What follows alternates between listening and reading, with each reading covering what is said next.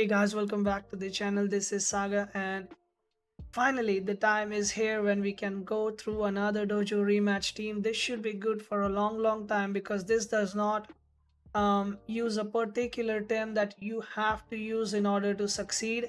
This is basically a team that mostly goes through because of the damage that it brings to the table.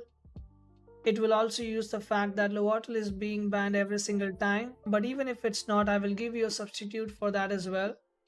Before we jump into it, I will put the timestamps for the guide itself in the description. So if you want to directly skip to the guide, you can go ahead and click on that chapter. But I would like to thank everyone from Legacy who participated and helped me for this monkey and came and wished me for my birthday as well. Thank you so much everyone. This was the best birthday gift I could ever get. In celebration of this, as I announced earlier, before I even got this, I will be doing a 200 perfect Temtems giveaway on my stream within the next 10 to 20 days. I will announce that on a separate YouTube video as well. So if you would like to know more about it, please consider subscribing to the channel and hit the notification button so that you are notified when it goes live. I will also post it in Discord and the comments of this video itself. So be sure to stay in loop to be updated. Now let's jump into the guide itself and the team itself. So as we all know, Lovatel is being auto banned by the dojos most of the time. So we will be using that fact to our advantage. So you need to have a Lovatel in this team, which can be any level, any stat, it doesn't matter. Mine is level 21. You can even have a level 1 Lovatel. I have tested it. It works absolutely fine. If you're watching this video in the future and Lovatel is no longer being banned automatically, then I would 100% recommend to have a Volgon in this team with this moveset and this TV spread, and you should be good to go. To be honest, it will cover all the weaknesses and it will do a lot of damage as well by itself. So with that being said, you could pause the video at that point if you want to just take a look at the Volgon, but let's get back the Lovatel in. So this is how the team looks like, guys. Koish, Oshiara, Babawa, Mimit, Walash, Wolfie, and Mashuk. Let me get into the specifics of each one of them if you have any special requirement. So Koish needs to have at least 17 points in stamina if it is a 51, like a 50 SV. But if you don't have a 50 SV Koish, then make sure that the base value is 52. If you have that 52, it will basically do 2 lava waves before overexerting. So that is ideally what you want, the 52 stamina and the max attack on this. So as much attack as possible and 52 stamina. This is the main requirement for this Koish. Everything else can be as you wish, it doesn't really matter. Points in speed are always good. Synergy Master is what I would have as a preferred trait, and Lava Wave and Water Cannon are the two moves you actually need. Everything else is just, if you have it, it's good. If you don't, it's still fine. So again, I'll repeat, 52 stamina and max points in attack, which is 495. Those are the two important ones. If you put the points in speed, that's fine. If you don't, that is still fine. Going to the next time, Oshiara. Again, this is just a competitive spread of Oshiara. You can have this if you want.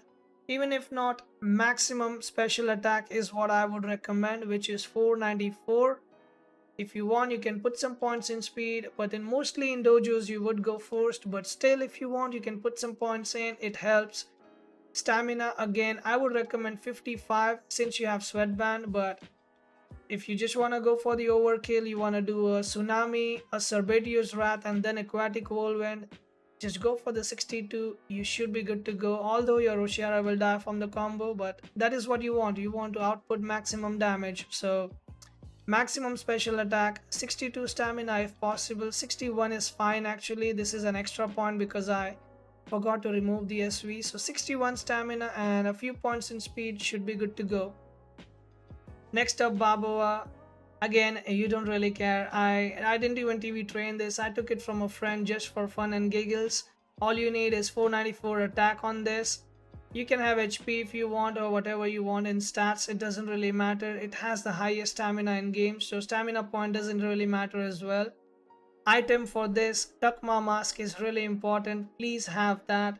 you will live a lot of poison hits that you would otherwise would not live with this Takma mask. For Oshara, it's Sweatband, and Oish, it's Fire Chip. Let's jump on to the next one. Before we go, Water Cutting Lily and Aquatic Whirlwind are the main moves you need. These two you will never use actually, so we will be full aggressive. Mucus is the trait I would recommend. Next up, Mimit. As I said, if possible, try to go attack attack, max speed. That is ideally good, but again, this is optional. Again, max attack is what I would recommend. Everything else is whatever you would like, you can do that. But 52 stamina is an absolute must again, because if you copy the Koish, you need to be able to do double lava waves. So 52 stamina, no matter what you have here, you need to have 52 stamina on this spot, guys. Be careful of that. Everything else can be whatever you want. Again, I'm not pressuring HP that much because this strategy is all about suiciding. So when you see me playing the rematches, you will see what I exactly mean by that. So Wardrum is the item I would recommend. Landing Transmog is the trait that is recommended for this strategy, and the right slot should always be used for this Mimit. Next up we have a Valash. This is the classic Valash competitive spread. You can use this if you want, you can change anything you would like, but 500 in special attack, 50 if possible, then it's good. You can one-shot a lot of stuff. 54 stamina is required to do double crystal spikes without overexerting, or a madness buff crystal spike into crystal dust without overexerting. So that is what I would go with. Double screen is my choice. You can take whichever item you like, it's not necessary here. Next up, Wolfie. Again, this is competitive spread. You can go whichever way you like. 497 special attack and 61 stamina is what you require. Everything else as you wish. It's all your choice. Plague and Dust Vortex are the important moves. Team Elusive is the trait. Although Team Elusive is not necessary, you can have a Burglar, that is completely fine. Handcuff is the item. So, Speed Mushuk. Again, you can have HP in Mushuk. This is just a build I had for fun. I'm not recommending this build. So 499 in attack. Everything else can be whatever you like. It is completely fine. The item, however, I would say aloe vera is good if you can have. If you want a coat, you can have it, but mostly you're gonna one-shot most of the wins with the other temps, so you don't need to worry about them. You're not gonna use anything, to be honest, other than wastewater and uppercut. So those two are the main ones. Tireless is the trait I would recommend. One thing very important about Mushuk now is you want exactly 45 stamina and level 70. So if you have a 50 stamina Mushuk, you have to get to level 70 and 45 stamina and just leave it at that. If you do that, double wastewater is gonna overexert you by 1 HP and it will give you +1 attack on the turn. But this is just an option. If you want, just go level 72 and stamina up as well. It doesn't matter. It's just gonna get you one more turn for getting +1 attack. That's not much of a deal, but for me, I just wanted it to be like that, so I kept it like that. I did not level this up. And the last one, we don't care about this and we don't talk about this. It's just a Lovatel. You can have whatever. Level 1 Lovatel is just fine. Again, as I said, if you're watching this video in future and Lovatel is banned, then of course you will have to go with the Volgon. As I said, here it is. So this is the Volgon I would recommend. The best item would be Chamomile on the Volgon because Thunderstrike gets you the exhaust. So Chamomile is the best item. These are the moveset, and if you're just doing Dojo Rematches, then I would chunk out some points from HP and put it in special attack. So max special attack, 55 stamina, and that should be good to go. Now, before we jump into the dojos where I show you how to play this team in each of the dojos, I'll quickly get you an idea. So this team is basically just about identifying what your opponent has and picking the counters to those to make sure that you one-shot them. If you see a fire temp on the other side or a lot of fire temps, you 100% go Shara because it will one-shot them. If you see water, a lot of waters on the other side, you 100% go with Baboa and Mimit as a start, or Baboa Koish, something like that, so that you 100% do the water cutting Lily. It is insane damage, guys. Trust me, you will see it. But that is all about how you play this team. I will go ahead and put the timestamps again for every single dojo in the description. If you're getting stuck on any single one of them, you can take my thoughts on that as well. If you're liking the content that you're seeing, please consider subscribing. It helps us a lot. With that being said, let's jump into the dojos now. Alright, we are back into Sophia. We need to make sure that these 5 temps, if they get in, it is fine for us. Because we want attempts to be coming in that are weak to fire and water, sorry, fire and grass here, because that is what we want. So let's just say we start with the Raiken. Our first pick is a bit complicated, but it is fairly easy. Against Sophia, you always want to start Babawa and Koish, but you have to make sure you take Koish first, because if you take Koish first, they are not gonna pick the fires against the Koish. So let's see what they take. So they took a Saku and a water. So now what you need is a Babawa. Babawa kills the Whiplump, this kills the Saku, and they both have synergy with each other and they bring out insane damage. Now all you need to do is either ban one of these and you should be good to go, because these are not doing you much damage. You can deal with them pretty easily with Wolfie and Mimit on your side, you know what I mean? So go ahead and ban Tulkin, because this is 4 times weak to water. So take one water, take this and take this. There we go, we are good to go. There are some scenarios where your Sophia might have a Luwali. In that case, instead of transforming the Mimit into Babawa, you transform it into Fire Koish, and that's how the chain basically goes. So in this example, we will go kill this with the Lava Wave and this one with the Water Cutting Lily. So one of them is gonna swap for sure. So Whiplum decided to swap out. Piranha comes in, but guess what? It takes 2x damage as well. So we are still good to go. We are still gonna do a good chunk of damage. Saku, I think, would do Lifeful Sap on turn 1 as usual. Let's see. So Water Cutting Lily going in. And it did a decent chunk of damage, you see. So all you have to do is, mostly it's about green circles and you should be fine. So as I said, Lifeful Sap from Saku, we took 0 damage, but we did a good chunk. So let's just do that again, because it's just matching the slots, right? So just keep doing it.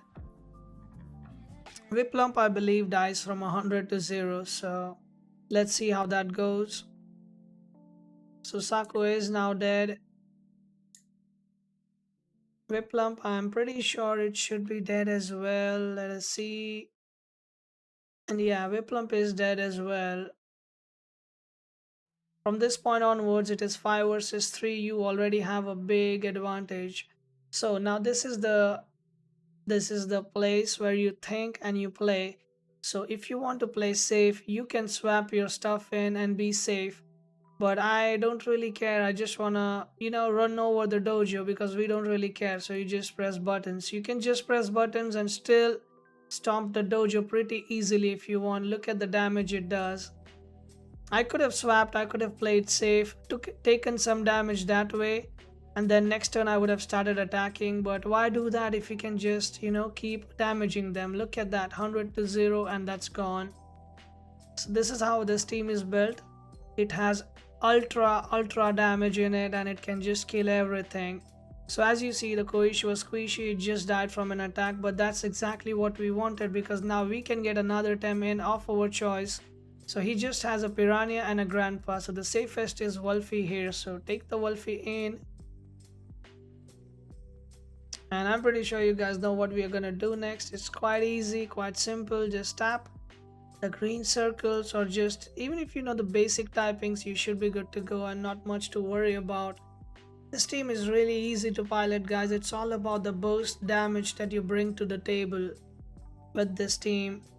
So just like that, I think it's only turn 3 or 4 maybe. Let me check. Yeah, it's turn number 5 and we are already done with this dojo. So let's hop on to the next one and I'll explain you how it works on the other one. Alright. Alright, so here we are into Rawiri. What does he have for us in this week's fight? So, again, as we see so many fires, and then one grass, one neutral, and again a fire. So, water is gonna be the boss in this fight. So, let's just go ahead and delete the rays. We don't want the speed curve kind of things. Start with Oshiara. Since they took a Taifu, you can just start with the Fire Koish as well to remove that Taifu off the field. If it doesn't go off, then it takes damage for sure. Go ahead and ban this Tateru, so anything that can be a substitution is going to be a fire only. There is no other option, as you can see. So you take all the waters that are possible for you. You take that Wolfie. All of your team is countering that whole team and you are good to go. That Taifu basically has to swap out. So turn 1, what you would do is you can do a gamble if you want and attack with aquatic whirlwind on the other slot, but what I would definitely recommend is absolutely go with tsunami and lava wave as well. So just in case the Taifu stays, which it did, it is dead. But if it did swap, the tsunami would have killed both of them, kind of, you know what I mean? So let's go with tsunami. The thing is, our fire coach is gonna die now with the Scara Vault, but we are fine with that because that's what we kind of want. Sadly, he went for Oshara instead, which is still good for us. Now we can take complete advantage of this, to be honest, because we can start shooting now. Pretty heavy damage, aquatic whirlwind, and I'm not sure water cannon is gonna kill, so I'm just gonna go with Cerbedio's Wrath and water cannon on top of it. So if that does not kill, then this will kill. Since Karawat is slow, he will always go last. But that indeed kills, so Mastion left on 2.4% and Koish will take care of that. There we go. That's another time down. The next two are gonna be fire times again, so we know what to do. We are not worried about it. It's a simple click again, gonna be a tsunami or aquatic whirlwind. So since Aegean is 4x weak to water, you do not tsunami because it's gonna kill it anyways. But this won't die from a tsunami, so let's just aquatic whirlwind confirm that kill, and water cannon should be enough to kill it because it's a 4x. If you know the typings, the game is really easy and the dojo rematches are very buttery smooth. As you see right here, just within a few clicks, we are good to go. The first 2 times clearing out a whole dojo. Oh, the Aegean actually lived. Alright, Aegean proving me wrong, okay? He's 4x weak, but he still lives. Alright, you got your point, Rawiri. You got a strong Aegean there. Well, either way, it is nullified, so anything you bring in is gonna kill it. Let's just rest, and there it is. Another dojo down. Alright, let's see what Musa has for us in the battlefield this week, and it is gonna be a team full of mostly things weak to water and grass, I would say. So let's just begin by banning this thing right away, because that is not weak to what we would want it to be weak to. So let's just start. We have a few options. We can start Oshiara and Babawa. We can start Oshiara and Fire Koish. It depends what we want, but I think ideally we would start with Oshiara, because Oshiara is just generally strong with almost everything there. And they decided with that. So let's just start with Babawa, because I know for a fact that Banshee will get one shot by Babawa most likely. We ban the Yovlar because everything else is weak to Wolfie and Fire Koish as well because of the water. So let's just go and ban Yovlar. Take the Wolfie in. Take the Fire Koish in. And then last but not the least, we will take the Mushuk in because Madrid is 4x weak to it. So Turok would come in as it is 2x weak to it. And this is exactly the team we needed. It's all in there according to us. Now all we basically do is just, as I said, start pressing the buttons again. So I'm gonna go with a Quake. I'm actually gonna do Tsunami just in case as a backup if Banshee doesn't die. I am pretty positive that the Banshee dies, but just in case, okay, it did not die. So good thing we did Tsunami as a backup. It should supposedly kill it. Oof, that Banshee was actually tanky, more than I actually expected it to be. Credit where credit's due, that Banshee was indeed tanky.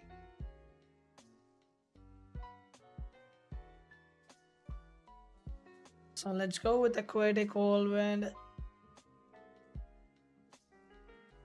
and a Cerberus Wrath should finish that Banshee off. So Banshee is something we don't need to worry about, and so is Move Flank. Here onwards, we don't need to look at anything again. As I said, your turn 3 should always be the overexertion turn, where you basically overexert to get any kind of damage out. So I'm just gonna Aquatic Whirlwind this and Water Cutting Lily this to output the maximum damage I can. Even if I die with overexertion, that's fine. I have 3 Tems in the back who are ready with their own 3 Pryos to do some damage. So let's go ahead, do the damage, overexert, and if we die, we die. That is fine. So now they can kill our Tems if they want to, and they just do that. That Walash might get a good chunk of HP back because of everything dying on our side, but that is still fine. We can deal with it. We have a Mushuk, we have a Wolfie, so go ahead, put them in. They're both counter to the other Tems that are on the other side. So let's go and click the green circle here and the green circle here. Walash is swapping. Turok doesn't do much. He takes 2x as well. So at this point, you know what time it is, guys. It's that time of the day where you press the buttons again and we are good to go again. You just can't go wrong with this team. All you have to do is play the pick and ban carefully and you are kind of golden in this with this team, to be honest. As long as you play the pick and ban correctly, you should be golden. So there goes Turok. Coming up next is Mr. Walash with the uppercut on the face, going almost down, doing a final attack to us, but regardless, doesn't really matter much for us. With Undust Vortex, we call it an end here. Let's go to the next one.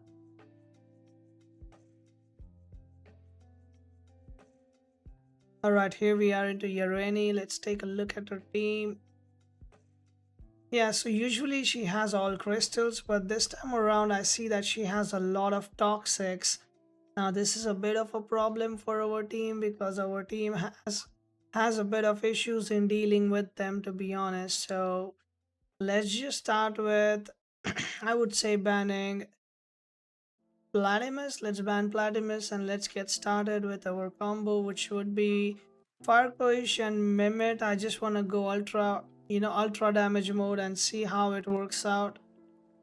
Let's just ban Psychrox because everything else is dying to the Farkoish anyways, or the Wolfie. So let me get that.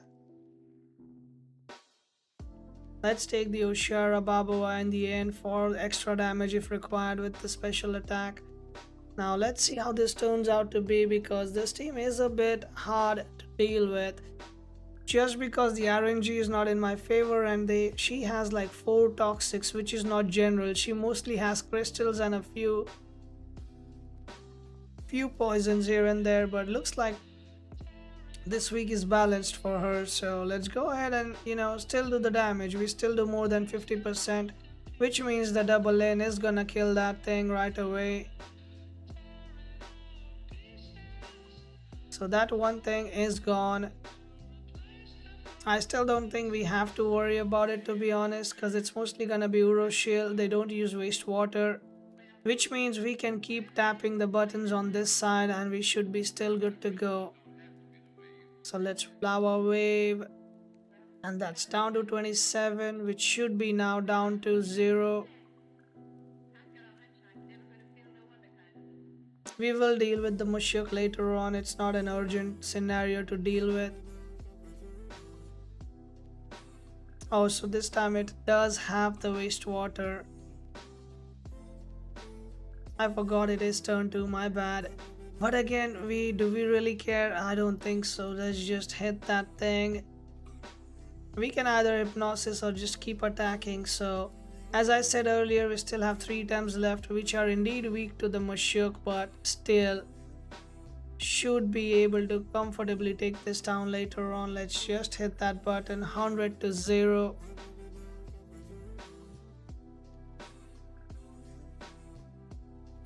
And there goes to another hit on Mushuk as well. Oh, now one of those should be dying. So that fish is dead. Now this one should die as well. So usually your thing with Mimits, thing with Fire Koi should be like, you should do 3 attacks and then you should die from overexertion, because that's the only way you can actually get your free times in, because if you're overexerted, you're not attacking next turn. So you better die on that turn instead, right? And since the Mushuk is now overexerted, we can attack and take it down, and that's exactly what we are gonna do. We need to prioritize him down, but I will split my attacks, I guess, just because I think Mushuk is gonna die just from that. Let's see. So CPG shouldn't do much. This should hopefully kill. If not, then yeah, we have to do sadly Aquatic Whirlwind or Wrath to actually kill it. I'm just gonna ensure that we kill that thing right away, because we don't want that to be alive. I'm pretty sure the Wrath should actually kill it. But as I said, let's not take the risks. Sometimes it's okay to take the risks, but let's just kill it. We don't need it around us. There we go. Now that it's dead, nothing really can beat our team. This Tuine is pretty roasted because he's weak to special attack, and we still have Oshiara on full HP. Tuine's special defense is really low while his defense is really high. So that is something to remember. Always attack Tuine with the special attack. It's really weak to special attacks. And just like that, we are clearing another dojo for us.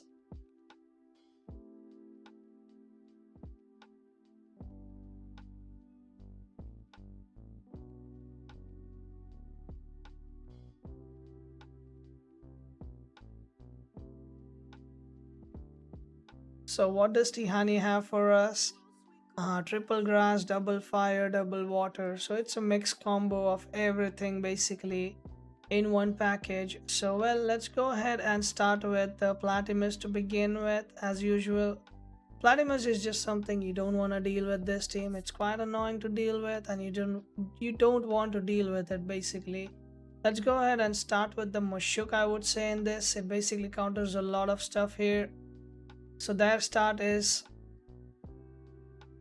basically a amphitheater and Kinu, which is quite interesting.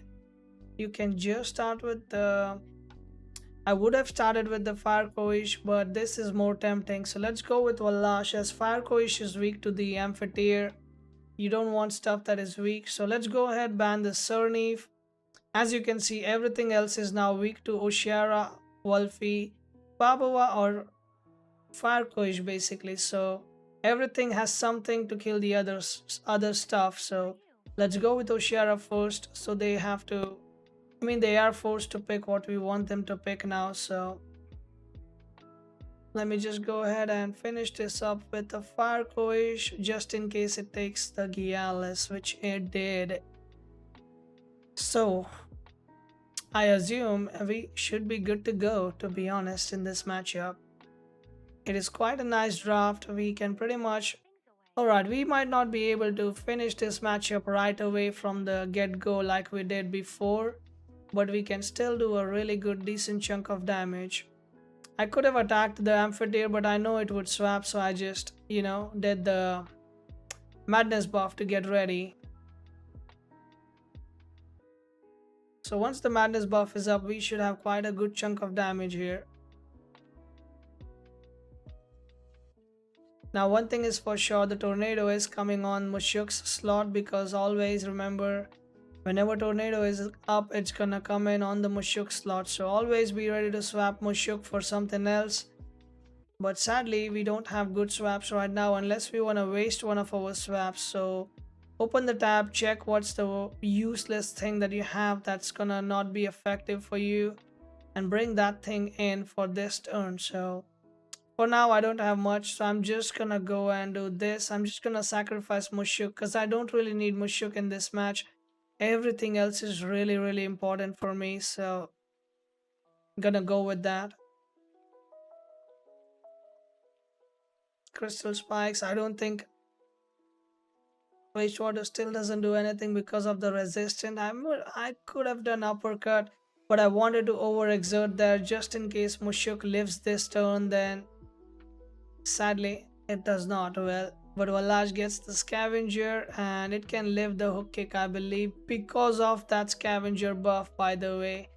Now is the clutch turn where you bring the Oroshiara in, and she is here for wiping stuff up. Okay, so started with an aquatic whirlwind, crystal dust on that Gialis. That Tulkan just ran away, which it should basically do because, yeah, Oshara is not kidding around. It is here to kill. So this match is, way more closer than other matches that we have played so far. But still, fear not. It is still pretty easily won, to be honest. Now, this is a matter of guessing which slot is gonna swap. Because if you hit the crystal spike correctly, you get a free kill. If you don't, then you don't, sadly. But Amphitheater is a main threat, so we will focus down on Amphitheater here. Crystal spikes on the Amphitheater. It stayed in and it will go down. We will get the proc in, but we possibly might die. Okay, we might not die. Kinu cannot kill us. So that was really good. We are good to go. We can swap Olash if we want to play safe and keep it alive for another turn. It just guarantees that it will stay. So Saipat is the next thing to come in.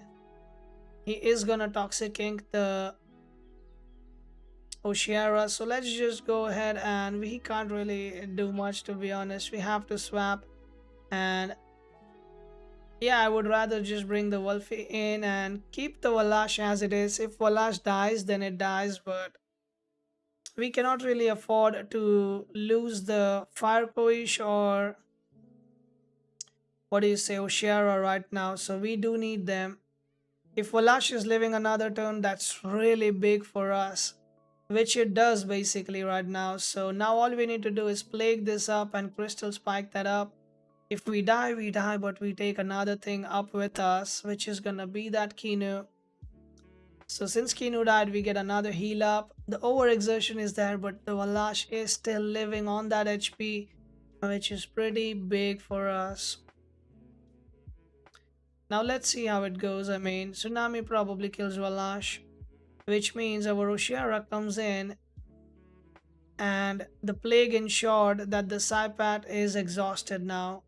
So it's a nice, safe time for Oshiara to come in and start doing some work for us. So there comes the Oshiara. She should be ready to kill this Tulkin any time of the day. Let's see, what do we have here?